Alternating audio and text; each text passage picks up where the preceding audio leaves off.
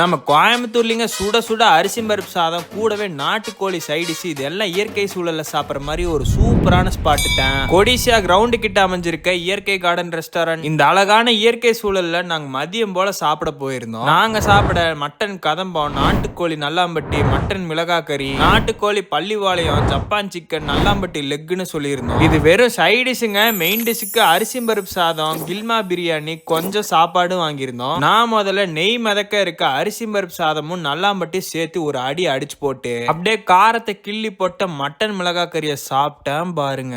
ஆட்டாடாடாடா ருசிக்கும் ருசிங்க. இந்த காரத்தை தணிக்க ஜப்பான் சிக்கனை போடுங்க, கிரீமியா செம எம்மியா இருக்கும். மட்டன் கதம்ப வாங்கி ட்ரை பண்ணி பாருங்க, சரியான டேஸ்ட்டுங்க. கோயம்புத்தூர் குசும்புக்கு ஏத்த மாதிரி ஒரு கில்மா பிரியாணி போட்டுட்டு லைட்டா சோறு போட்டு கொஞ்சமா சிக்கன் குழம்பு ஊத்தி அதுல தயிரை போட்டு அடிச்சு பாருங்க. கடைசியா ஒரு ஆந்திரா கலக்கைய போட்டு முடிச்சாச்சு. ஆத்தாடி ஆத்தா அம்புட்டு ருசி. இத்தனை ருசியா சாப்பிட்டுட்டு இளநீர் பாயசத்தோட முடிச்சாதான் செம்ம திருப்தி. சோமக்களே, கோயம்புத்தூர்ல இருந்தீங்கன்னா கண்டிப்பா குடும்பத்தோட போய் என்ஜாய் பண்ணுங்க.